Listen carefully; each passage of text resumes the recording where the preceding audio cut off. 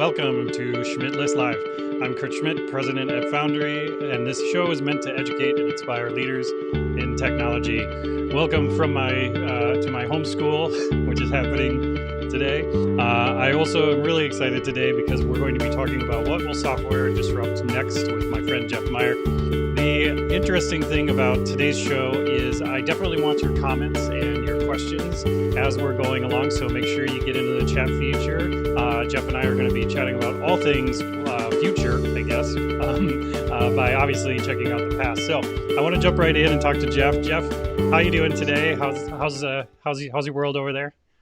My world is good. Good. Like you, we've got some homeschoolers. Today happens to be an in-school day, so they are not in the house, Okay. which is helpful for this us talking right now. But things are good. I'm here in Minnesota, like you. Yep. Nice fall day. Yeah, beautiful day. That's cool. So Jeff, tell me about how you ended up in technology. Did you dream of as a kid of working in technology, and were excited to? Were you a tinkerer? Yeah, not exactly. You know, I started out with a business degree from the University of Minnesota, and really was interested in healthcare. Worked at the U of M hospital. During the time that I worked there, it was bought by Fairview University, and one of the big things Fairview did, or by Fairview, became Fairview University, was implement electronic medical records. And I got to be part of the team learning about new medical records and then teaching some of the nursing staff on how to use them. And so that was probably one of my first introductions to technology and healthcare technology. And then when I graduated from the U, I had a marketing degree, didn't end up getting into medical school. Imagine that, a marketing degree, not a good precursor for med school. But seems like a natural transition. Yeah, right. Maybe for some smarter people it would be, but not me. But got into IT training through a company called New Horizons Computer Learning Centers. And we did a lot of computer training on lots of different software applications, but a lot of Microsoft Office and networking and development stuff. Got really, really excited about it. And then stopped working, started taking classes, and got certified in Microsoft and Cisco and CompTIA, more on the hardware side. Yep. And networking. And then went and spent 20 years in higher education working for a group of schools, Globe University, Minnesota School of Business, Broadway University, teaching IT classes and working with the IT administrators to support employees and students, and had a great just 20 years there. Lots of technology stuff, lots of online learning. Yeah. Just really, really You never cool. learn as much as when you're a teacher, right? You do have to learn. And even now it's kind of happening with kids. I spent probably an hour yesterday with my 11-year-old helping her get some math. So it was fun to be able to do that, actually. Yeah. And then 3 years ago, left that and joined Excel Soft Sources, where I am today. Yeah. That's awesome. Well, and you bring up two really great subjects for our theme today, which is what is software going to disrupt next? Healthcare and higher education are two great places to start chatting about. I mean, so at Foundry, we work with a lot of, SaaS companies, and a lot of them, especially in the telehealth space, have seen explosive growth this year, not just from a user base, but just from a demand of great software, a demand of great experience with the software. One of the things that I've found really interesting in this past year is how disruptive things have gotten in software, but how behind a lot of these companies are in creating a great experience for the end users in healthcare and even in higher education, even just education period. I mean, my 11-year-old is using probably like 6 different apps just to make school work right now. Yeah. It's crazy. I mean, where do you see? I mean, I know I'm unpacking. I'm asking you to unpack a lot there, but in Yeah. healthcare or higher education, whichever you want to start with, maybe where do you see the disruption really happening, Well, or where it's I mean, coming? Where will it be coming? I think it was all underway. The telehealth and even online learning, those have been things some providers, whether it's healthcare or education, have been working on for years. But it was really COVID that caused organizations to implement new technology faster and immediately.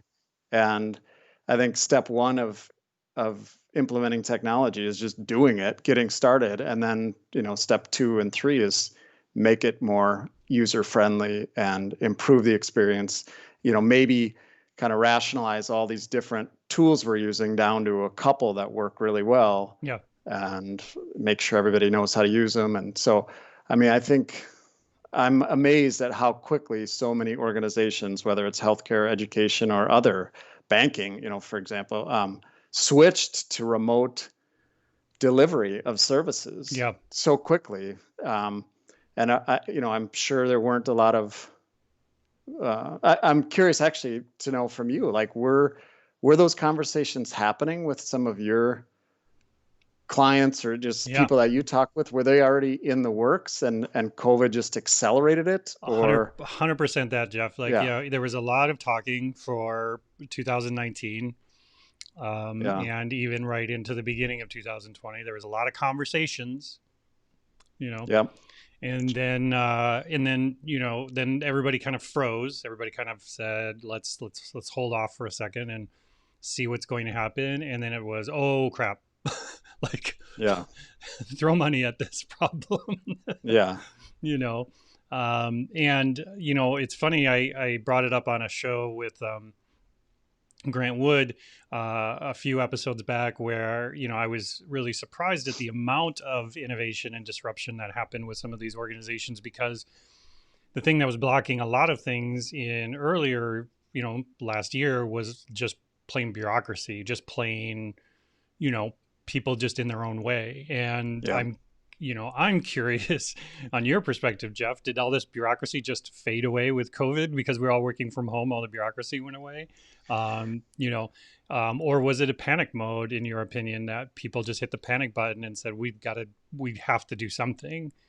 Well, I mean, my experience is a crisis creates an opportunity to make a decision, and COVID was the crisis. And prior to that, when you're dealing with larger organizations, whether it's schools or healthcare providers, there's so many divisions and departments and decision makers that want to choose something that they think is going to help and be the most useful. And then you have an IT administration that's got to implement and support, like you said before, 6 different applications to do the same thing. And I think COVID in a lot of organizations created an opportunity to make a decision, say, we're going with Zoom or whatever we ended up choosing. Yeah, And they couldn't put on an RFP for 3 months. yeah, we're just doing this. And that's a good thing because it simplifies the number of tools that people have to choose from and use. And none of them are perfect. No. They're all going to have issues. So you're going to have people supporting them and making them better. And but it's better to do that with 1 or 2 than 6. Yep. So Yeah, and that's like what I mentioned with our telehealth client, for example. They the amount of people that were using it just went up exponentially. So what ended up happening is they started getting way more feedback on the experience and the application than they were accustomed to, right? And yeah, so it was a great thing because they were accumulating all this data that was telling them where things could be improved, where things were awesome and they should do more of, all of those sorts of things. yeah, But at the same time, they needed to move very quickly and make decisions really fast, because there wasn't any opportunity to wait around and see what what was going to be next. yeah. You know, And I'm curious to hear what you think too. But the I think when you choose something and you tell people we're using this, this is the only thing we're using, and it's how you're going to, reach your patients or your students, it leaves no choice but to use it and to figure out how to make it work. If you have a tool that I'll use it when you want to, give it a try, let us know your feedback. People don't really try it. Or if they do, they sort of kick the tires. Where I Right. think it There's no sense seems of like, urgency. yeah, we all had to start using these tools.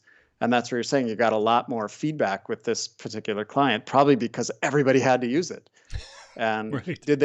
did people have trouble? I mean, I'm sure some people had trouble, but overall, what was the experience like? Yeah, it was just the sheer amount of information coming in.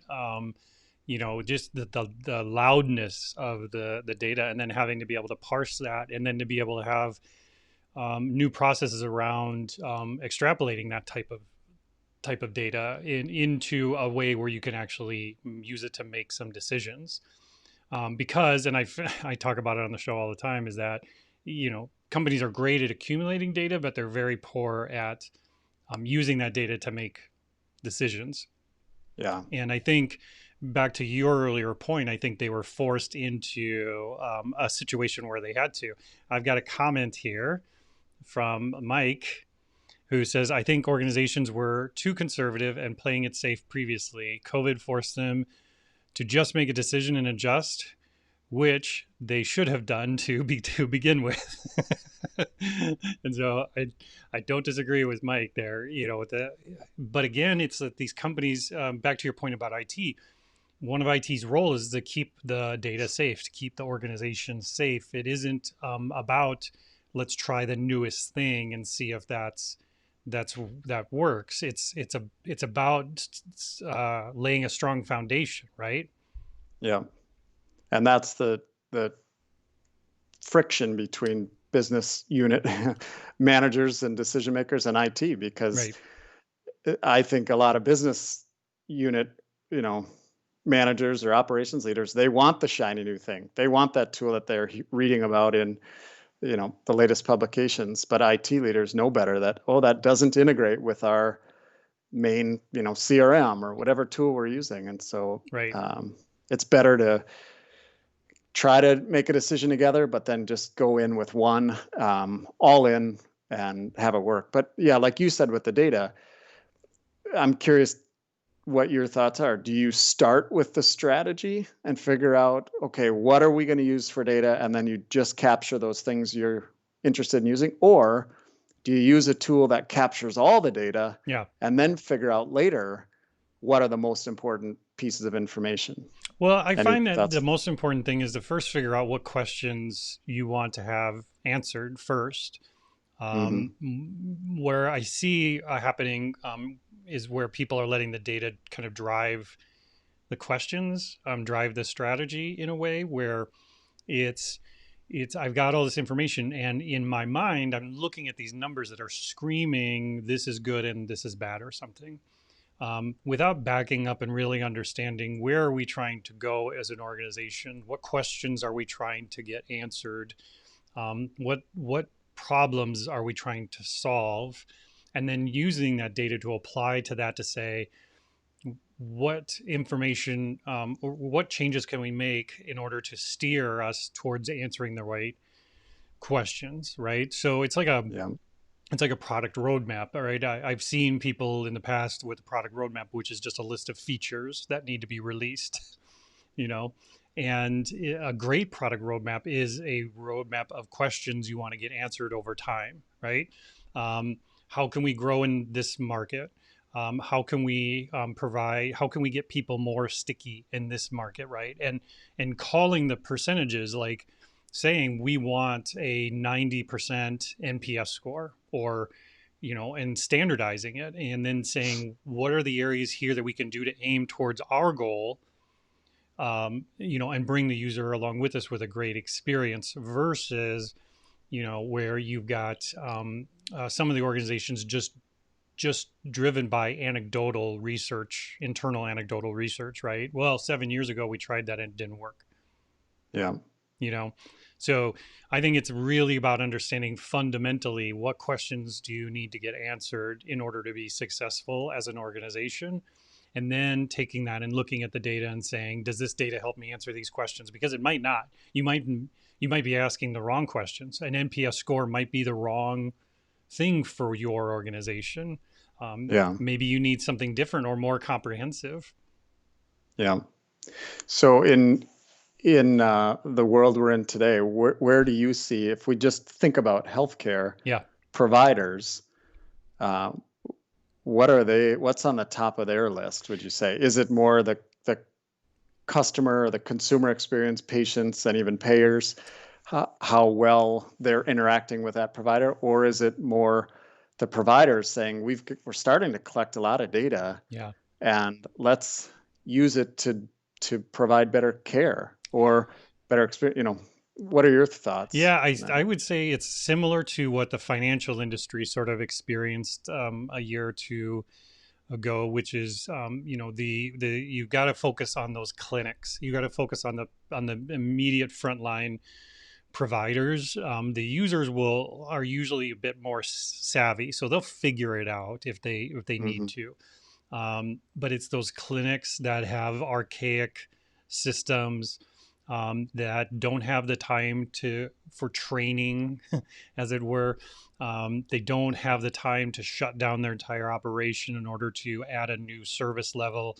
I think at least with some of the higher up healthcare provider individuals that I've talked to in the last year, it's really a big focus on making that being able to operate as well as it could, hospitals and clinics, Mm-hmm. from everything from not just a user but an inventory management Mm-hmm. capability. If you saw, obviously you saw this year the disaster it was for PPE, right? So Mm-hmm. and it's funny because the inventory management in these companies is just disparate. It's all over the place. Sometimes it's a Yeah. clipboard.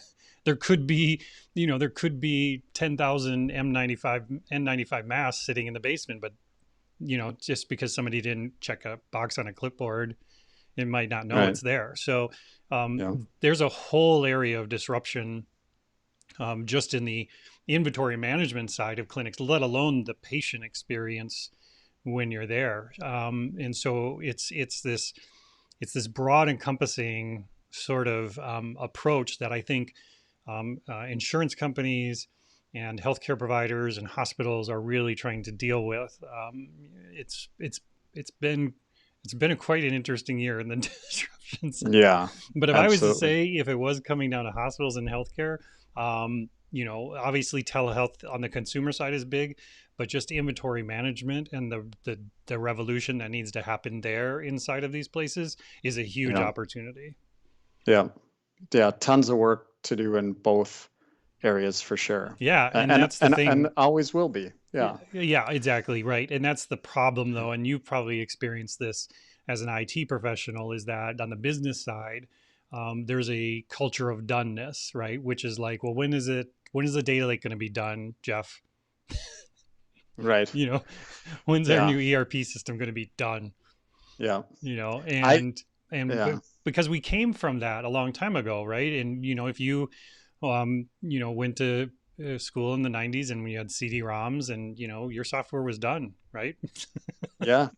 Yeah, you didn't it was sent to you, you implemented it, and Yep. you'd wait a year to get an update, Yeah, you and get you'd another be frustrated. CD-ROM. We hated updates because it would break everything.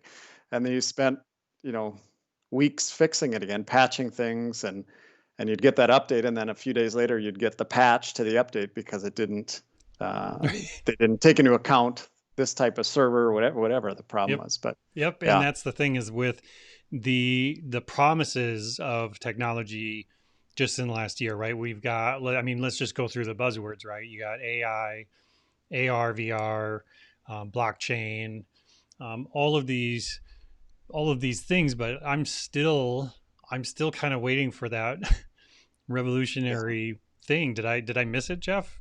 Yeah. No, I mean, I think there are so many buzzwords, and that I think there's a hype cycle of some sort from someone that talks about where True.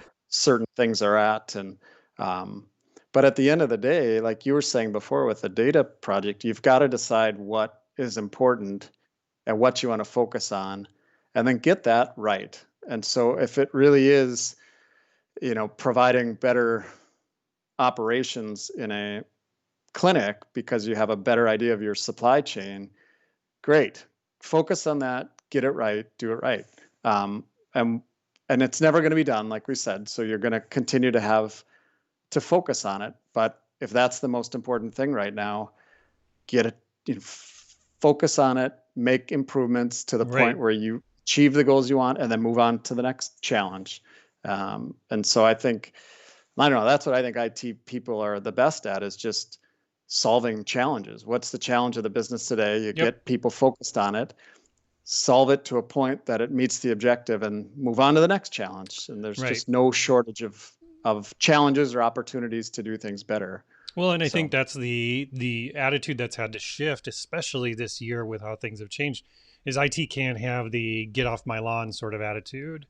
Um, they've got to find ways to work more integral with the larger business side of things, with marketing, with yeah, sales, with all those things. A few years ago, it was just kind of this walled garden in a lot of, especially the larger the organization, the amount of paperwork in order yeah, to just get some possible new solution for your marketing team could have been a 18-month long process.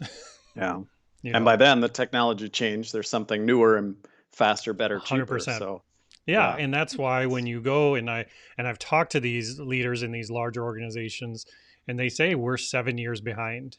And a big problem with that has been the relationship between the business and IT, is that there's been yeah, there hasn't been a solid bridge between the two, to understand what we could actually do. So you look at amazing experiences that have come out of nowhere, right? Like, so Uber, for example, right? Which has one of the best shopping experiences there is, because hmm, there's no cart.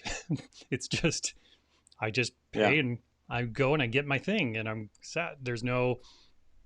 It's just an amazing experience. And yeah, yet, in order to, there's still people using QR codes for things, right? So, yeah, you know, yeah. but in Talk your about mind, the Jeff, hype cycle. Yeah, yeah, well, exactly. Do you feel, yeah. um, that one of these types of things, AR, VR, blockchain, these things, AI is going to be the next big disruptor for these places? Or is there something else lurking in the shadows that we should be paying attention to? I think I think it's artificial intelligence. I mean, I think it's using the data that we're capturing to get rid of some of the processes that we have that are slowing people down, or are bottlenecks, and then get those people to focus on problems that they can solve, outside of just kind of data or process workflow. Um, and so I think artificial intelligence is what is the most real of the buzzwords right now that people should be focusing on and thinking about. How can we automate some things intelligently to make our business better and serve our customers better? And I don't know. I mean, there's so much information about blockchain and I know. AR, VR. It's all cool and interesting. Sure is. Um, but yeah, for me, I'm much more interested in artificial intelligence and what that can do to free up people's time to solve bigger problems or Yeah. new problems. Well, I'll put it out there to the people watching. What do you think the next big disruptor is in software? And go ahead and leave a comment. For me, just like you said, Jeff, AI, I think, is probably the thing we're going to be seeing more and more happening with. And I think one of the biggest fears for just the average person is that it's going to replace jobs. It's going to replace humans doing that work. And what I've found in the past is that that's not necessarily the case with technology, right? So let's look at tellers in the banking industry. Everybody thought once I could deposit a check with my phone, we won't need tellers anymore. But what happened is, and you see in these branches when you go into them, these tellers are more like bankers now. They're more Mm-hmm. educated, they're more knowledgeable. They do things a lot more than just, change your pennies. Their jobs have changed, and I think, at least from the people I've talked to, they've become a more important part of the customer service and the service design of a branch in an organization. Yeah. Yeah. I have that same fear. I used to have that fear too about Yeah. AI, and we've seen movies where the robots take over the world, and it can be a little scary what can happen. But the way I think about it, in the companies that we talk to, it's not that we're replacing people with tools, but we're freeing up people's time so they can better serve customers, and they can solve other problems. And I think everybody should learn to code and realize that it is the way we're going to be communicating Yep. and instructing things in our homes, in our cars, in our jobs, with the information that we Yeah. need those things to do. So I think it was 10 years ago or 15 years ago, Mark Andreessen said famously, software is eating the world. Yes. And all the Yep. companies that his company invests in, they're all software, and they're not even technology companies all the time, but they're using technology to disrupt things, Right. and so they become technology companies, and Right. they That's have to the do other it famous right. quote, right? Is every company's a software company. They just don't, they might not just know it. Yeah, yeah. You guys work with a ton of companies. Are they all tech companies, or are they No, industrial companies or healthcare companies needing to use technology better? no, we're working with, for example, we're working with a large manufacturer of like power converters and power stations and things of that Oh. nature. And they need software that just helps them because their work they do is usually so custom to a certain installation or a certain location or a certain customer, that they need a way internally just to streamline their work. So it's not even a B2C sort of thing. A lot of the work that I've been seeing in the past year, 2 years, has been this B2E, business to employee, Mhm. sort of software solutions, whether it be a middleware solution. And I'm not talking about just installing a new ERP and saying, or here you go, or here's Salesforce, here you go make more sales, but customized middleware that allows them to be the unique business they are, but still tie them into these larger systems. I've been seeing a lot more of that, especially this year where it's been a real focus on cleaning up our own backyard with Mhm. organizations.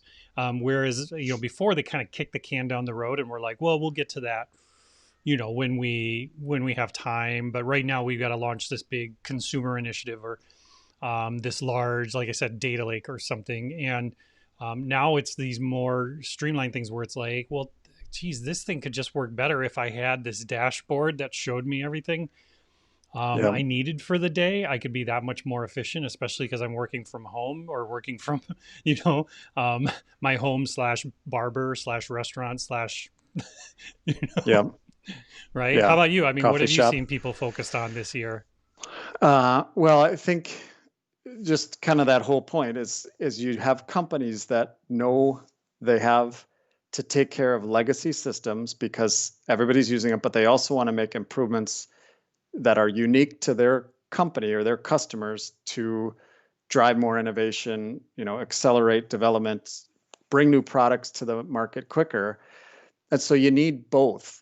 You need the people supporting existing technology, and then people working on the new stuff. And it takes people. And that's why I think we need more people that know how to use technology and write code and do software development to support the old stuff and the new stuff. And I think Yeah. companies are really struggling with that a little bit because you want to think that if I bought an application and I did a little bit of custom development, but that Yep. thing's going to work for the next 5 years. Well, Right.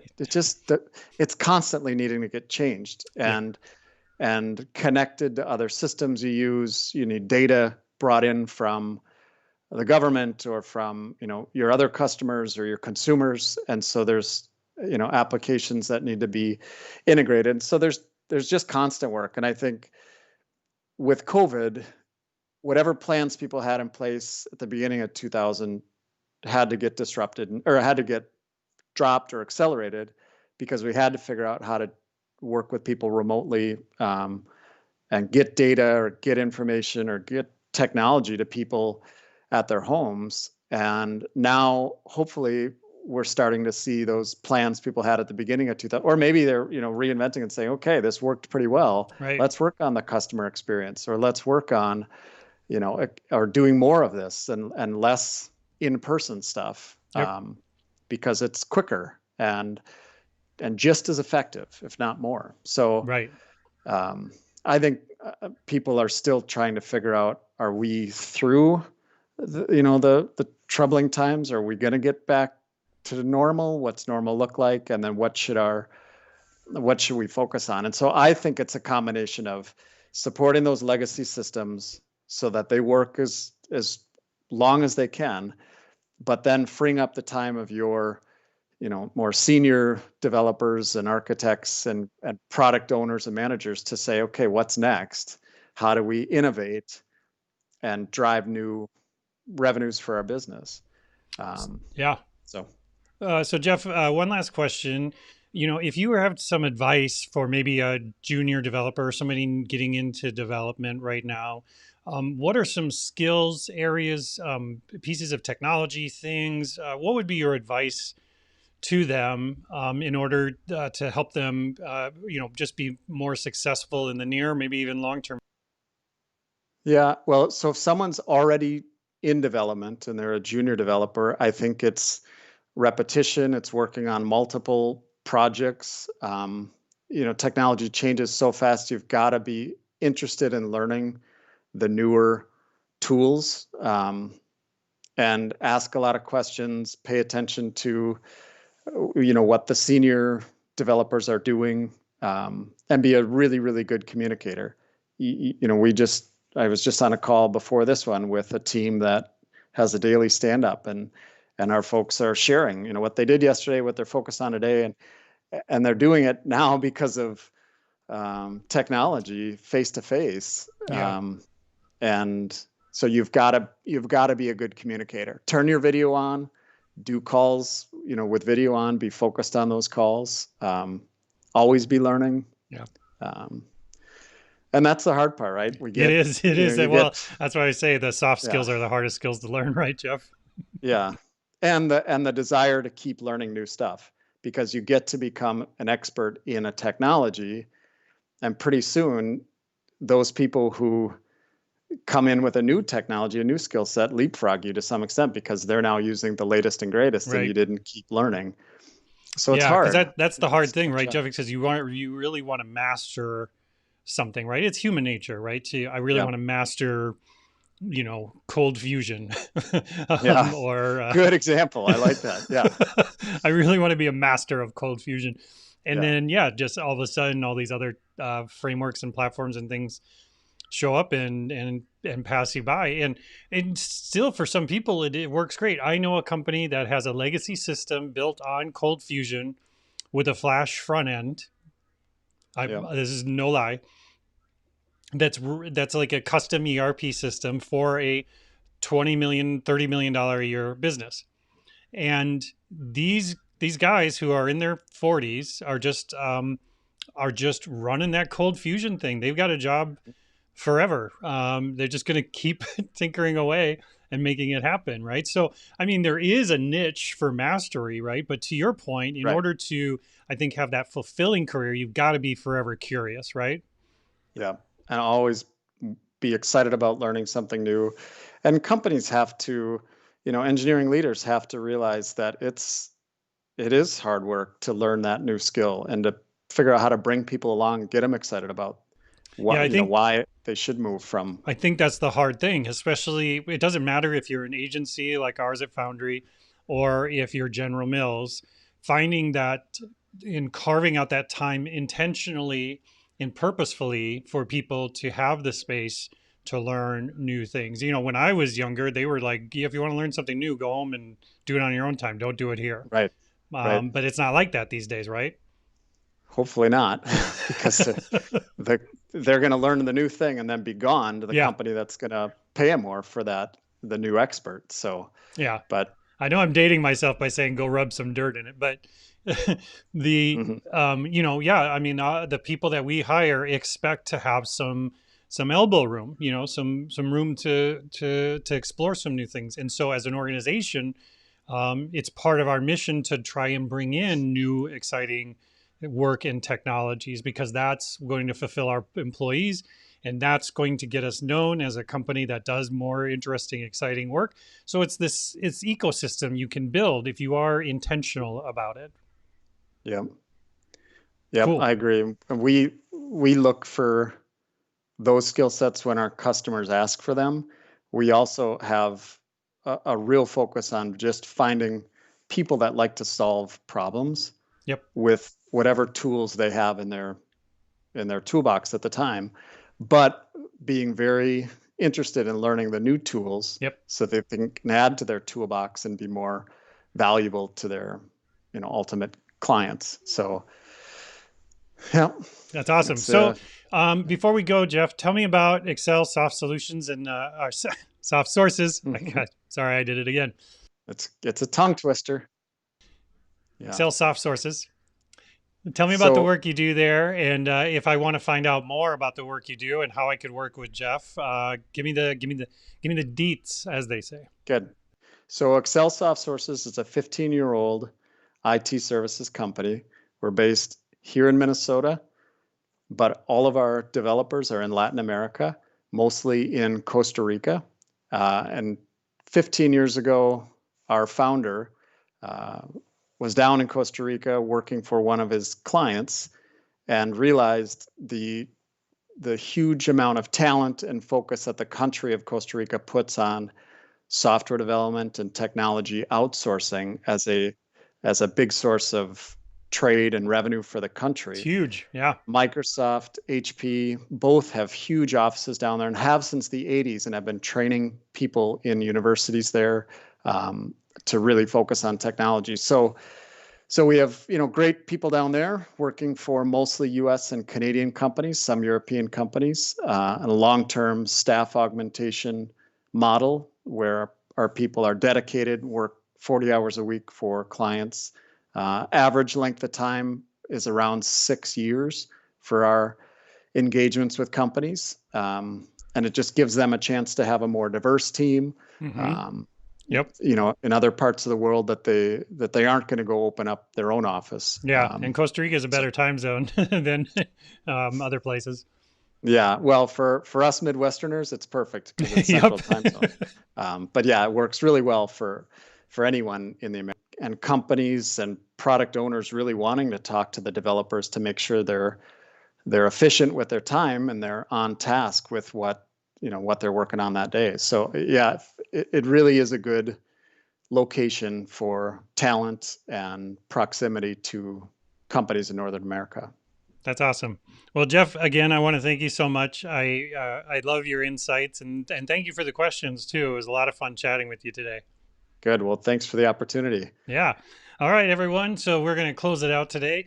Remember, hit the like and subscribe thing, because we've got a lot of great shows coming up. Next week, we're going to be talking a little bit more about LinkedIn and how to use that to grow your career and your, and your job hunt, and just getting better at using LinkedIn as a tool to find the work and the job that you deserve. So thank you, everyone, for joining. We'll see you next time.